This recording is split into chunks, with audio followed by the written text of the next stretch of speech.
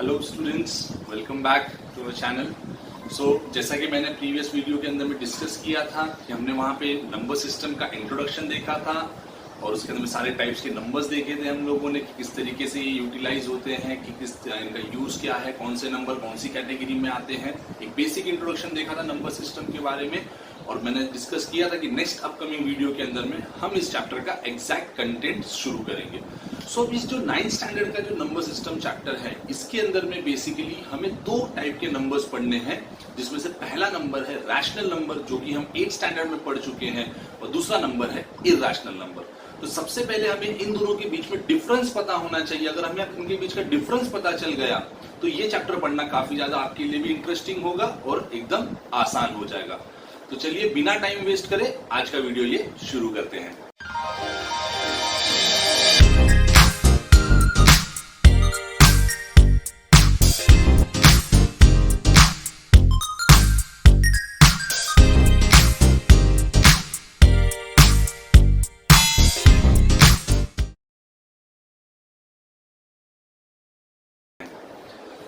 जैसे कि मैंने बोला है कि हमें इस चैप्टर के अंदर में दोनों टाइप के नंबर्स पढ़ने हैं। तो first type is rational number और सेकंड टाइप जो है वो है इरैशनल नंबर। अब ये रैशनल नंबर और इरैशनल नंबर होते क्या है? रैशनल नंबर की डेफिनेशन हमें पता है कि a number which can be expressed in the form of p by q, मतलब ऐसा नंबर जिसको हम p अपॉन q के फॉर्म में लिख सकते हैं, मतलब न्यूमरेटर अपॉन डिनोमिनेटर। ऐसे नंबर जिनको हम न्यूमरेटर अपॉन डिनोमिनेटर के फॉर्म में लिख सकते हैं, बट न्यूमरेटर डिनोमिनेटर पे क्या कंस्ट्रेंट है कि p and q are integers, मतलब ये न्यूमरेटर और डिनोमिनेटर दोनों क्या होने चाहिए? ये दोनों होने चाहिए integer and q is not equals to 0, मतलब this denominator can never be equal to 0। मतलब ऐसे नंबर जिनको हम न्यूमरेटर अपॉन डिनोमिनेटर के फॉर्म में लिख सकते हैं, जिसमें न्यूमरेटर भी एक इंटीजर होगा, डिनोमिनेटर भी एक इंटीजर होगा और डिनोमिनेटर कभी भी 0 नहीं हो सकता, ऐसे नंबर्स को हम लोग बोलते हैं रैशनल नंबर। ये हमने प्रीवियस वीडियो में देखा था। इसके एग्जांपल जैसे 2/3 -4/5। देखिए 2 is a integer, 3 is a integer, integer upon integer rational. -4 is a integer, 5 is an integer, -4/5 is an integer. Let's suppose 5. अब 5 एक, अब क्यों बोलेगा कि 5 तो सर नेचुरल नंबर है, सर ये होल नंबर है, सर ये इंटीजर है, बट ये रैशनल नंबर भी है बिकॉज 5 को हम लिख सकते हैं 5/1। हमने देखा था प्रीवियस इसके अंदर में कि all the natural numbers are the whole number, all the whole numbers are integers, all the integers are rational numbers। कोई भी इंटीजर हो, किसी भी इंटीजर को हम रैशनल नंबर के फॉर्म में कन्वर्ट कर सकते हैं बिकॉज उसके डिनोमिनेटर में हम चाहे तो उसके डिनोमिनेटर में हम चाहे तो 1 लिख सकते हैं और किसी के भी डिनोमिनेटर में 1 लिख सकते हैं। तो जब 1 लिखेंगे किसी के भी डिनोमिनेटर में तो वो नंबर क्या हो जाएगा? p अपॉन q का फॉर्म हो जाएगा। बस इतना ही ध्यान रखना है कि डिनोमिनेटर में 0 नहीं आ सकता। हाँ, न्यूमरेटर में 0 जरूर हो सकता है। मतलब अगर हम बोले कि 0 is a rational number, so yes 0 is a rational number because 0 को अपॉन में लिख सकता हूं मैं 0/1, 0/1 लिख सकता हूं, 0/2 लिख सकता हूं। सो ऐसे नंबर जिसको हम p अपॉन q के फॉर्म में लिख सकते हैं, मतलब न्यूमरेटर अपॉन डिनोमिनेटर के फॉर्म में लिखेंगे, वो हो जाते हैं रैशनल नंबर।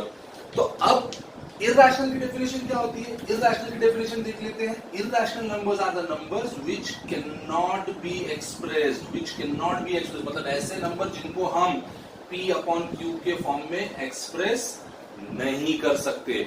अब ऐसे कौन से नंबर होंगे जिनको हम p अपॉन q के फॉर्म में एक्सप्रेस नहीं करते? बिकॉज हर किसी नंबर के नीचे मैं 1 लिख सकता हूं। आप कोई भी नंबर मुझे दे दीजिए, उसके डिनोमिनेटर में मैंने 1 लिख दिया तो वो p अपॉन q के फॉर्म में एक्सप्रेस हो जाएगा। तो ऐसे कौन से नंबर हैं जो इरैशनल कैटेगरी में आते हैं, तो वो थोड़ा सा समझ लेंगे हम यहाँ पे। देखिए मैं एग्जांपल के थ्रू समझाता हूं। अब इरैशनल नंबर क्या होंगे? ऐसे नंबर जिनको हम p अपॉन q के फॉर्म में एक्सप्रेस नहीं कर सकते। तो इरैशनल नंबर के अंदर में सारे नंबर्स जो कि स्क्वायर रूट साइन के अंदर लिखे होते हैं और अंदर वाला जो नंबर है वो नॉन परफेक्ट स्क्वायर नंबर होगा। नॉन परफेक्ट स्क्वायर नंबर मतलब अंडर रूट के अंदर में ऐसा नंबर जो किसी का परफेक्ट स्क्वायर नहीं है, जैसे √2, √3, √5 √6। ये क्योंकि 2 किसी का स्क्वायर नहीं है, 3 किसी का स्क्वायर नहीं है, 5 किसी का स्क्वायर नहीं है, 6 किसी का स्क्वायर नहीं है। देखिए √4 नहीं लिखा है मैंने, √4 वैल्यू आ जाती है √4, 4 इज अ स्क्वायर ऑफ 2। अब यहाँ पे कई बच्चों के मन में डाउट आ सकता है कि सर इसके भी तो डिनोमिनेटर में हम 1 लिख सकते हैं। जब इसके डिनोमिनेटर में 1 लिख दिया तो ये भी p/q फॉर्म हो गया, ये भी p/q हो गया, मतलब ये रैशनल हो जाएगा। नो डाउट इसके डिनोमिनेटर में हम 1 लिख सकते हैं, इसके अंदर में कोई दिक्कत नहीं है, और ये न्यूमरेटर अपॉन डिनोमिनेटर भी हो गया। बट ये दोनों नंबर रैशनल नंबर की जो कंडीशन है उसको सेटिस्फाई नहीं करते। अब रैशनल नंबर की कंडीशन क्या है कि p और q क्या होना चाहिए, इंटीजर होना चाहिए। अब यहाँ पे अगर मैं बोलूं √2/1, this is p, this is q, तो 1 जो है वो इंटीजर है, बट √2 √2 क्या है, √2 इंटीजर में आता है क्या? इंटीजर की डेफिनेशन हमें पता है, -∞, -2, -1, 0, 1, 2, तो इसके अंदर में रूट वाला नंबर तो कहीं आता ही नहीं है। तो इसीलिए जब हम बात करते हैं इरैशनल नंबर को हम p/q तो लिख सकते हैं, लेकिन ये दोनों p/q जो है वो हमारे इंटीजर्स नहीं होते। और जब इंटीजर नहीं होते इसीलिए इस नंबर को हम लोग बोलते हैं इरैशनल, मतलब जो रैशनल नहीं है। Irrational numbers they are opposite of rational number. Rational number क्या होते हैं? जिनको हम p/q के फॉर्म में लिख सकते हैं। इरैशनल नंबर्स कौन से होंगे? जिनको हम p/q के फॉर्म में नहीं लिख सकते। अब p/q के फॉर्म में किसे नहीं लिख सकते? ऐसे सारे नंबर्स जिसको अंडर रूट के अंदर लिखे और वो नंबर परफेक्ट स्क्वायर ना हो। अगर मैं देखो परफेक्ट स्क्वायर नंबर लिखता हूं, जैसे √4 अगर मैं बोलूं तो √4 क्या हो जाएगा? 2, और 2 के अपॉन में 1 लिख दिया तो ये देखो इंटीजर अपॉन इंटीजर हो गया। √16 को क्या लिख सकता हूं? 4 के अपॉन में 1 लिख दिया तो ये p/q, ये रैशनल हो गए। √9 3/1 लिख सकता हूं।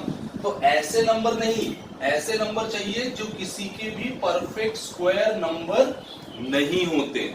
अब ये √2 इंटीजर नहीं है तो ये कौन से नंबर होते हैं, ये हम अपने आगे आने वाले वीडियोस के अंदर में इसको मैं और डिटेल में समझाऊंगा। अभी के लिए सिर्फ इंट्रोडक्शन पार्ट के लिए इतना समझ लीजिए कि रैशनल नंबर वो होते हैं जिन्हें हम p/q फॉर्म में एक्सप्रेस कर सकते हैं, इरैशनल वो होते हैं जो p/q फॉर्म में एक्सप्रेस नहीं कर सकते। और कौन से नंबर नहीं कर सकते? जो अंडर रूट साइन के अंदर में लिखे हो, जो कि नॉन परफेक्ट स्क्वायर नंबर्स हो। तो यहां पे हमारा रैशनल और इरैशनल की डेफिनेशन खत्म होती है। तो ओवरऑल एक मैं फ्लोचार्ट के थ्रू थोड़ा सा नंबर सिस्टम को एक बार और रिवाइज करा देता हूं, तो जिससे कि आपको ये क्लियर हो जाए कि कौन सा नंबर कौन सी कैटेगरी में आता है। तो सबसे बड़े जो नंबर्स है पूरा ओवरऑल जिसमें सारे नंबर आते हैं, उस नंबर को हम बोलते हैं रियल नंबर। अब रियल नंबर जो है इसे 2 कैटेगरी में डिवाइड किया गया है। अब 2 कैटेगरी कौन सी है? पहली कैटेगरी है रैशनल